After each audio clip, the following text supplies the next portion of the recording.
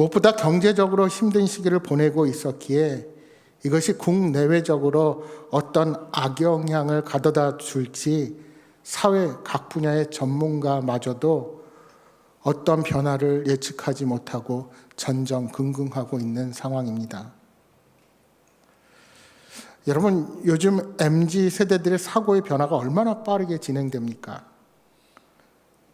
점점 젊은 세대들이 결혼을 회피하고 1인 가구도 그 어느 때보다 증가하고 있습니다. 심지어 결혼한 부부 중에서도 아이를 갖지 않겠다고 하는 분들이 점점 많아집니다. 앞으로 살기가 더 어려워질 것 같고 나 한 사람도 건사하기 힘든데 다른 사람을 책임지며 살기가 힘들다는 것입니다. 여러분, 우리 기성세대들이 그러한 젊은이들의 마음을 잘 헤아리지 못하고 젊은이들, 이 세대는 고생을 못해서 안 해서 이기적이다 그렇게 치부해 버릴 수도 있습니다. 그러나 여러분, 그 누구도 무턱대고 자신의 삶을 살지는 않습니다. 미래에 대한 자신의 기대에 따라서 여러 가지를 준비하기도 하고 시도를 합니다. 그런데 젊은이들이 자신의 주변을 보니 너무나도 미래에 대한 예측이 부정적이고 사회도 너무 빠르게 변화하는데 내가 가진 힘과 능력은 너무나도 턱없어 보이고 무엇을 도전하기에는 도저히 자신이 서지 않는 것입니다. 여러분, 이러한 젊은 세대에게 우리 믿음의 사람들이 어떤 이야기를 해줄 수 있을까요? 이러한 때 우리 믿음의 백성들은 어떤 자세로 앞날을 준비해야 할까요?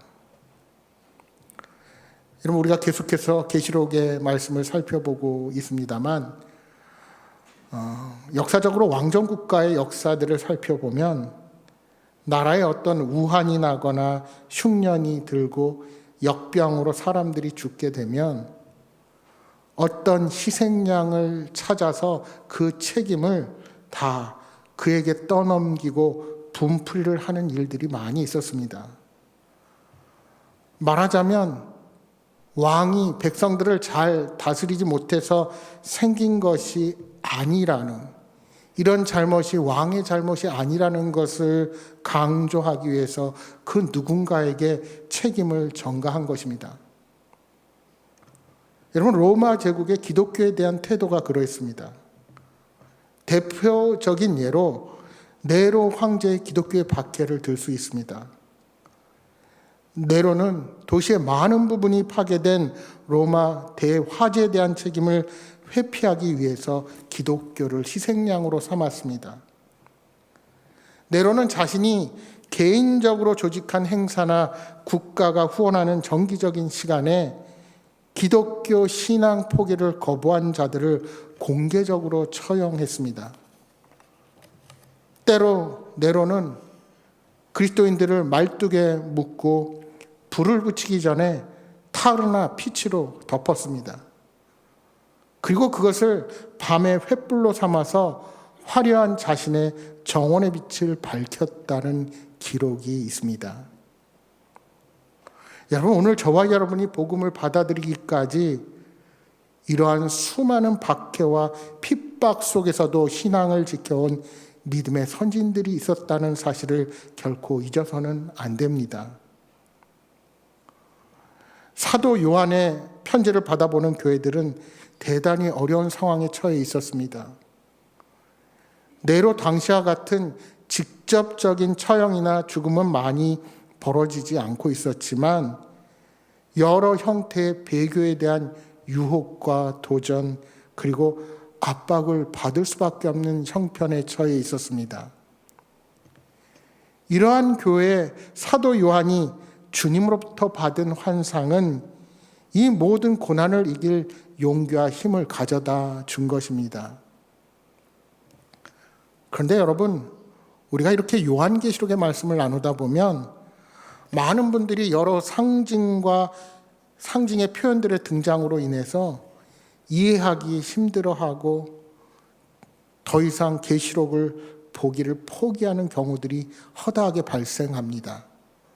여러분, 우리가 지금 계시록 한 반쯤 왔는데 읽다가 지금 포기하신 분들 혹 있는지 모르겠습니다. 그러나 물론 해석상으로 난해한 부분들이 있지만 그렇다고 그 내용이 말하려는 것이 그렇게 어렵기만 한 것도 아닙니다. 콘스탄틴 캠벨과 조나던 패닝턴이 쓴 신약 성경을 기독교 경전으로 읽기라는 책에서 요한계시록에 대해서 이렇게 말합니다. 요한계시록은 종말론의 광신적인 종교 지도자들의 사냥터다. 게다가 무엇보다도 요한계시록의 특이한 이미지, 난해한 상징, 지나친 기괴함으로 인해 이 책을 해석하는 일이 엄청나게 어려울 것이라는 이해할 만한 두려움도 있다. 이런 일 때문에 요한계시록은 무시되거나 선교에서 배제되거나 아니면 광적인 집착의 대상이 된다. 여기서 광적인 집착의 대상은 보통 이단들의 활동을 말한다 할 수 있습니다. 요한계시록은 해석상의 어려움을 지니고 있지만 많은 사람들이 생각하는 것처럼 이해할 수 없는 책이 아니다. 사실 이 책의 핵심 메시지는 다음과 같이 단순하다.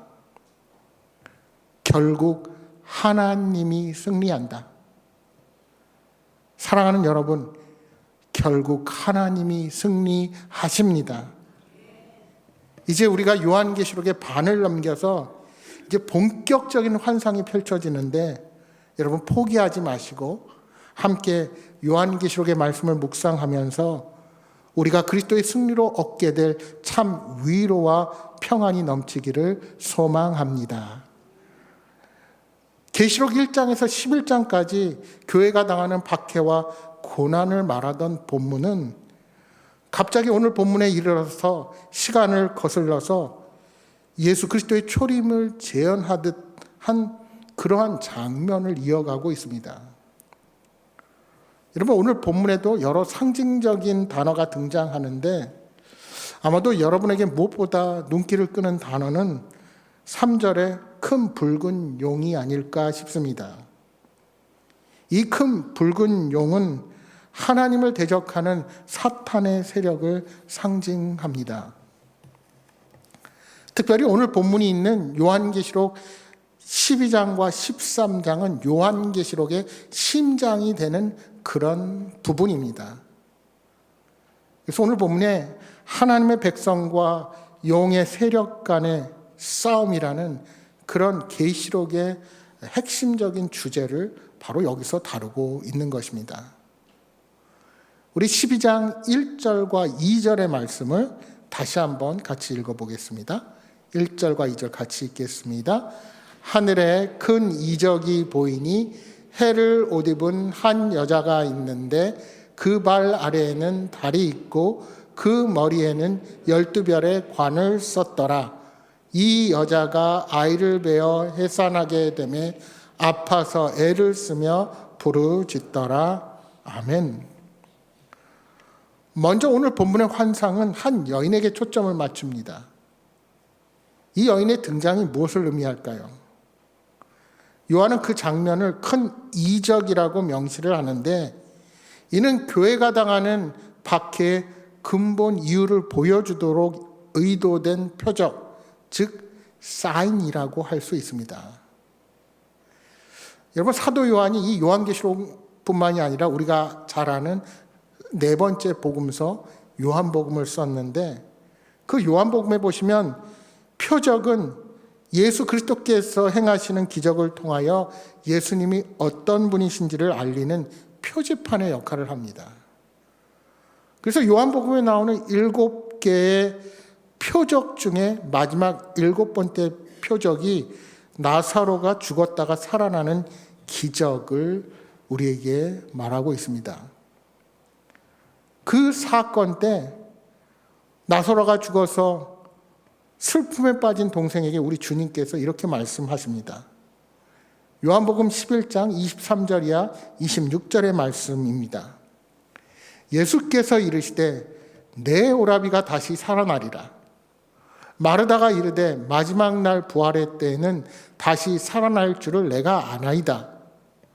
예수께서 이르시되 나는 부활이요 생명이니 나를 믿는 자는 죽어도 살겠고 무릇 살아서 나를 믿는 자는 영원히 죽지 아니하리니 이것을 내가 믿느냐.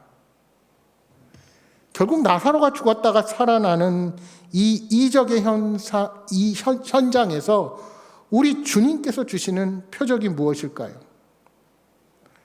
여러분, 나사로는 다시 살아나도 인간이기에, 죄를 가진 인간이기에 때가 되면, 시간이 지나면 죽음의 길을 갈 수밖에 없는 그런 한계적인 사람입니다.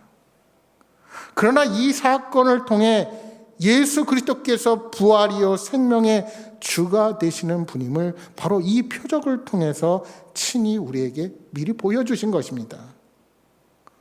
마찬가지로 계시록 본문에 등장하는 이 여인의 특이한 모습은 단순히 겉으로 보이는 것 너머에 특별히 가리키고자 하는 그 뜻이 담겨 있습니다.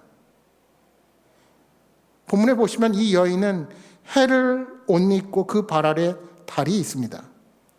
또한 머리에는 12별의 관을 썼습니다. 보통 성경에서 해, 달, 별은 빛을 비추는 발광체로서 이 여인이 찬란한 영광의 소유자라는 것을 우리에게 암시합니다. 이러한 빛은 마치 예수 그리스도의 얼굴에 나는 광채와도 같습니다. 이 여인은 머리에 12별의 관을 썼는데 이사야서 62장 3절과 5절 말씀해 보시면 회복된 이스라엘이 관을 쓴 신부와 같을 것이다 하고 예언을 합니다. 이 12별의 12은 이스라엘의 12지파, 즉 하나님의 백성을 상징하는 수라 할 수 있습니다. 특히 별은 계시록에 보시면 교회를 대표하는 천상의 존재로 표현되는데, 그러니까 12별은 하나님의 백성 전체의 영광을 뜻하는 말이기도 합니다. 그러니까 12별의 관을 썼다고 하는 것은 이 여인이 하나님의 백성의 최종적인 승리의 영광을 갖게 되었음을 의미하는 것입니다. 결론적으로 여인이 해산의 고통 가운데 부르짖는 것은 하나님의 백성의 공동체가 겪게 될 박해와 순환을 의미한다 할 수 있는 것입니다. 여러분, 이 말씀을 잘 묵상하시면 이사야서 말씀의 예언을 이해하는 데도 많은 도움을 줍니다. 이사야서 54장 1절에서 5절 말씀을 우리가 함께 보겠습니다. 잉태하지 못하며 출산하지 못한 너는 노래할지어다. 상고를 겪지 못한 너는 외쳐 노래할지어다. 이는 홀로 된 여인의 자식이 남편이 있는 자의 자식보다 많음이라. 여호와께서 말씀하셨느니라. 내 장막터를 넓히며 내 처소의 휘장을 아끼지 말고 널리 펴되 너의 줄을 길게 하며 너의 말뚝을 견고히 할지어다. 이는 내가 좌우로 퍼지며 내 자손은 열방을 얻으며 황폐한 성읍들을 사람 살 곳이 되게 할 것임이라. 두려워하지 말라. 내가 수치를 당하지 아니하리라. 놀라지 말라. 내가 부끄러움을 보지 아니하리라. 내가 내 젊었을 때의 수치를 잊겠고 과부 때의 치욕을 다시 기억함이 없으리니 이는 너를 지으신 이가 내 남편이시라. 그의 이름은 만군의 여호와시며 내 구속자는 이스라엘의 거룩한 이시라. 그는 온 땅의 하나님이라 일컬음을 받으실 것이라. 하나님의 백성, 즉 이스라엘이 잉태하지 못하며 출산하지 못하는 상태임을 지적하면서 장차 하나님께서 회복시키실 때 임신과 출산의 복이 임할 것을 예언하십니다. 그러면서 하나님은 이 여인에게 장막터를 넓히라고 말씀하시는 겁니다. 이 여인과 여인이 낳을 많은 아이가 함께 거할 처소를 준비하라는 것입니다. 따라서 아이를 갖지 못해 겪었던 모든 수치와 부끄러움을 다 씻어 주시겠다는 겁니다. 결국 여기서 해산한다고 하는 것은 그렇게 고통 가운데 있는 이스라엘 백성들에게 구원의 은총을 베풀어 주시겠다는 하나님의 약속을 표현한 예언입니다. 여러분, 사도 요한이 편지를 쓰는 당시 소아시아 교회들은 로마 제국의 박해로 인해 고통 가운데 다시 오실 메시아를 소망하면서 오늘 본문과 같이 아파서 애를 쓰며 부르짖고 있었습니다. 그러함에도 그들이 좌절하거나 포기하지 말 것은 하나님의 백성이 결국은 승리할 것이기 때문이었습니다. 오늘 본문에 보시면 이 여자 외에 하늘에 또 다른 표적이 나타납니다. 그것은 한 큰 붉은 용의 등장입니다. 이 붉은 용은 뒤에 보시면 12장 9절에 옛뱀 곧 마귀라고 분명히 소개되는 사탄입니다. 그런데 먼저 우리가 이 본문이 언급하는 하늘이 무엇인지 확인할 필요가 있습니다. 여기서의 하늘은 하나님의 위엄이 있는 보좌를 뜻하는 것이 아닙니다. 여기서의 하늘은 큰 이적이 보이는 하늘이요, 해와 달과 별을 입은 여자와 큰 붉은 용이 보이는 그런 하늘입니다. 또한 이 하늘에서 큰 음성이 들리는데 이 음성은 해산하는 여인이 아이를 낳으려는 큰 고통에서 부르짖는 소리였습니다. 이 하늘은 분명히 땅과 바다와 대비되는, 또 하늘과는 다른 또 다른 하늘이라는 것입니다. 이것은 요한이 환상 가운데 바라보았던 환상의 그런 하늘이요, 계시가 펼쳐지는 곳이었습니다. 그러니까 하늘에 보좌가 있는 그 하늘이 아닌 요한의 환상 속에서 하나님의 백성과 악의 권세가 맞닥뜨린 장소를 말한다 할 수 있습니다. 거대한 붉은 용은 7머리와 10뿔, 7 왕관을 쓰고 있어 세력이 크고 본성이 잔인하다는 사실을 우리가 생각할 수 있습니다. 여기서 붉은색은 피를 상징하는데 이는 용이 신실한 하나님의 백성들을 죽이고 피를 흘리게 하는 존재라는 것을 나타냅니다. 여러분, 용의 머리가 7이요 7 왕관을 썼습니다. 우리가 계시록에 나오는 묵시의 숫자를 얘기하면서 7은 완전수라고 말씀드렸습니다. 그러니까 그가 이 땅을 사망의 권세로 완전히 장악하여서 위협하고 주권을 행사하려고 하는 악한 존재라는 것을 나타냅니다. 그리고 10뿔은 다니엘서의 묵상의 말씀에 보시면 넷째 짐승에서 나오는 10뿔을 반영하는 표현입니다. 다니엘서 7장 말씀에 보시면 짐승들의 머리와 뿔을 합하여 10개입니다. 그러니까 이는 용이 다니엘서처럼 온 세상을 향하여 총체적인 지배력을 가진 악의 세력으로서의 용을 표현하고 있는 것입니다. 용의 꼬리는 힘이 있어서 하늘의 별 3분의 1을 끌어다가 땅에 던집니다. 다니엘서 8장 10절에 이렇게 말씀합니다. 그것이 하늘 군대에 미칠 만큼 커져서 그 군대와 별들 중에 몇을 땅에 떨어뜨리고 그것을 짓밟고 몇을 떨어뜨리고 그것을 짓밟고 그것이 3분의 1 이렇게 표현되고 있는 것입니다. 마지막 때 하나님의 원수가 하늘의 별의 일부를 땅에 떨어뜨릴 것인데 이 별이 바로 하늘에 속한 의인이요 하나님의 백성인 것입니다. 그렇다면 여러분, 다니엘서에서 하늘의 별들을 땅에 떨어뜨리는 존재가 누구였을까요? 로마 시대 때는 그런 악한 세력을 로마 제국의 황제로 보았다면 다니엘서는 역사적으로 살펴볼 때 이스라엘 백성들을 박해했던 안티오쿠스 에피파네스 4세를 가리치는 표현이었습니다. 그러나 오늘 본문에서는 그 역사적인 인물을 가리키는 것이 아니라 그러한 사람, 악한 존재의 배후에서 역사하는 사탄의 존재를 지칭하고 있는 것입니다.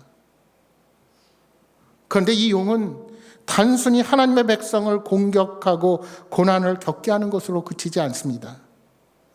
이 용에게는 더 근본적인 목적이 있습니다. 오늘 본문에 보시면 그것이 무엇입니까? 그것은 여인이 해산하면 용이 그 아이를 삼키는 것입니다. 왜 아이를 삼켜 죽이려 합니까? 창세기 3장 15절 말씀에 보시면 여러분 잘 아시는 말씀이 있습니다.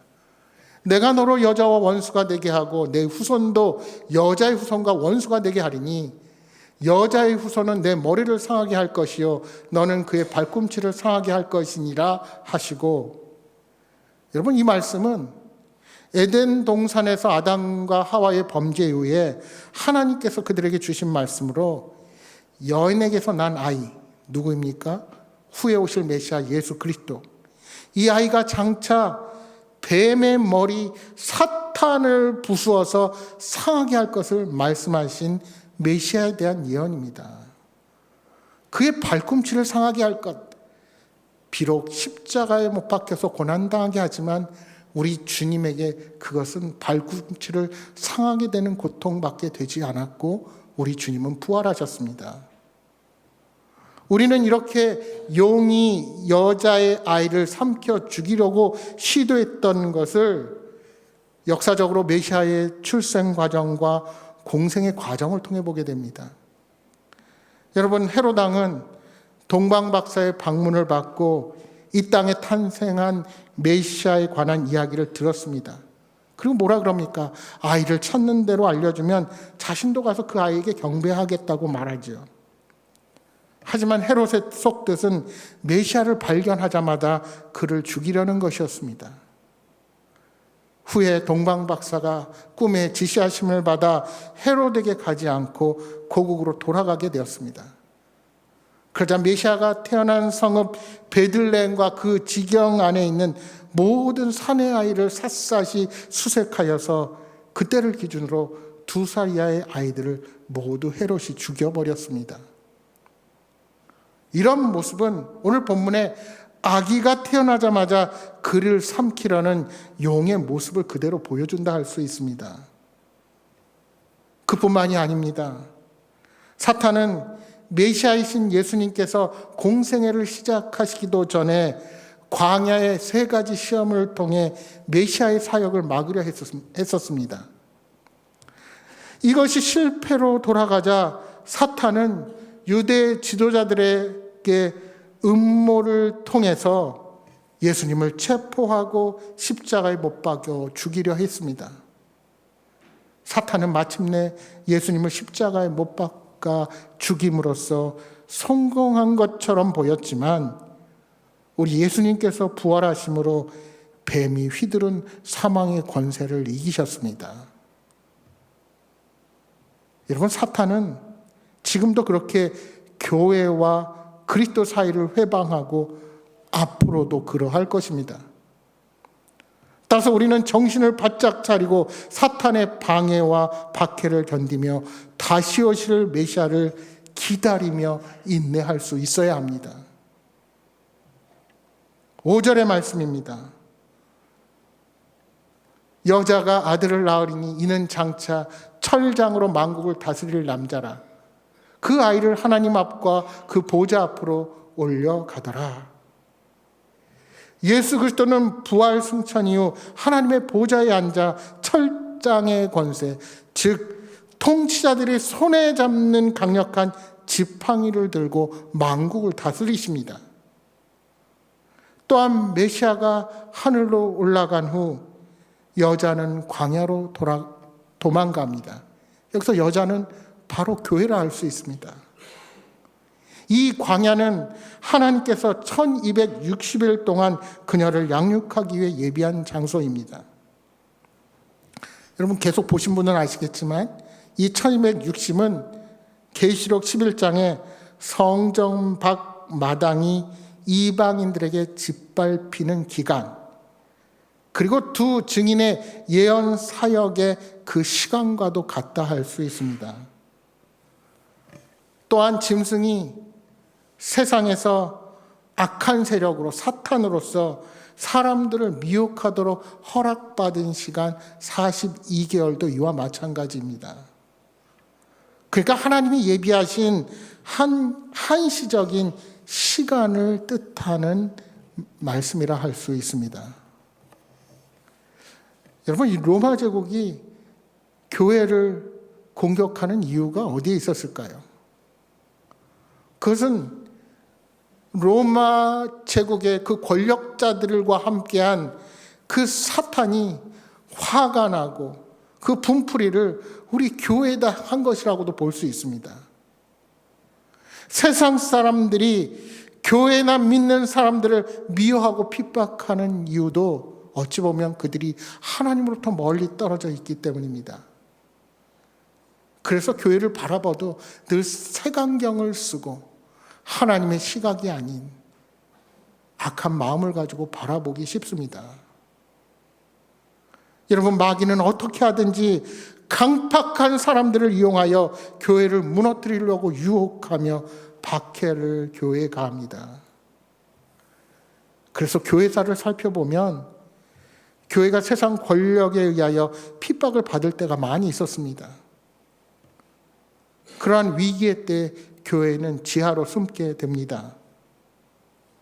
하나님께서는 일정 기간 예비하신 광야에서 교회를 양육하시는 겁니다. 그렇게 광야에서 준비되고 훈련된 후 다시 온 세상을 향하여 교회가 발걸음을 옮기게 되는 겁니다. 신명기 8장 2절 이하 4절에 이렇게 말씀합니다. 내 하나님 여호와께서 이 40년 동안 내게 광야길을 걷게 하신 것을 기억하라. 이는 너를 낮추시며 너를 시험하사 내 마음이 어떠한지 그 명령을 지키는지 지키지 않는지를 알려 하심이라. 너를 낮추시며 너를 줄이게 하시며 또 너도 알지 못하며 내 조상들도 알지 못하던 만나를 내게 먹이신 것은 사람이 떡으로만 사는 것이 아니요 여호와의 입에서 나오는 모든 말씀으로 사는 줄을 내가 알게 하려 하심이라. 이 40년 동안 내 의복이 헤어지지 아니하였고 내 발이 부르트지 아니하였느니라. 고통과 고난 가운데서도 하나님은 우리에게 필요한 모든 것을 제공해 주시고 우리를 이끌어 주시는 분이심을 고백하고 있는 것입니다. 사도행전 7장 36절에 스데반의 설교에서 그는 이러한 이스라엘의 역사를 이렇게 고백합니다. 이 사람이 백성을 인도하여 나오게 하고 애국과 홍해와 광야에서 40년간 기사와 표적을 행하였느니라. 하나님께서 그 40년간 그들을 버리지 아니하시고 기사와 표적을 행하신 것입니다. 여러분, 이스라엘은 출애굽을 통하여 광야로 인도함을 받았습니다. 그들은 광야에서 40년간 하나님의 특별한 보호와 양육, 훈련 후에 가나안 땅으로 들어갔습니다. 그렇습니다. 하나님은 교회를 보호하시기 위해 특별한 은혜를 미리 준비하시는 분이십니다. 그렇기에 교회는 아무리 마귀가 계략을 세우고 간악한 꾀를 내더라도 흔들릴지언정 결코 무너지지 않습니다. 왜요? 광야 한복판 가운데서도 친히 하나님의 손길이 붙드시고 지켜 보호해 주시기 때문입니다. 따라서 광야는 하나님의 보호 속에서 성도들이 더욱 강해지고 성숙해지는 은혜의 장소입니다. 하나님의 백성들은 그곳에서 하나님의 인도하심을 경험하며 매일 믿음의 싸움을 싸워 나아갈 것입니다. 여러분, 교회는 구약의 이스라엘 역할을 계승하는 새 이스라엘이라 할 수 있습니다. 과거 이스라엘이 메시아의 오심을 준비했다면 신약의 교회는 메시아를 맞이하였고, 용은 이 메시아의 오심을 방해하기 위해 교회를 공격하려고 했지만 제대로 공격할 새도 없이 메시아는 죽음을 이기시고 부활하셔서 하나님 보좌 우편에 앉으셨습니다. 이제 이 땅에 남은 교회는 주님이 오시는 그날까지 하나님이 보호하시고 양육해 놓은 그 예비한 광야에서 믿음의 선한 싸움을 싸워 나아가야 합니다. 사랑하는 여러분, 세상이 주는 고난과 좌절로 낭망하고 근심 걱정에서 벗어나시기 바랍니다. 세상 사람들은 우리를 비웃고 조롱하지만, 그들은 하나님이 없다고 말하지만, 우리는 그 신실하신 하나님을 바라보며 믿음의 길을 걸어 나아가야 하는 자들입니다. 신앙 때문에 때로는 손해를 보아야 하고, 때로는 따돌림을 당하고 부당한 대우를 받을 때도 있을 것입니다. 그러나 우리는 하나님이 예비하신 이 광야를 사랑하고 그 광야에서 하나님의 은혜와 보호하심의 은혜를 깊게 체험하는 자들이 되기를 소망합니다. 우리는 그 삶의 광야에서 하나님의 보호와 인도하심의 구름 기둥과 불 기둥 없이는 한순간도 지낼 수 없다는 것을 깨닫고 하나님만 의지하는 법을 배우게 되기를 바랍니다. 교회는 7머리 10뿔난 용의 공격을 이겨냈습니다. 그리고 광야에서 특별한 보호와 양육을 받는 존귀한 존재입니다. 사랑하는 여러분, 저와 여러분은 이 특별한 존재로 부르심을 받은 자들입니다. 바라기는 이 광야 같은 세상에서 아름다운 교회됨의 사명을 함께 이루어 가시는 여러분 모두가 되시기를 주님의 이름으로 축복합니다.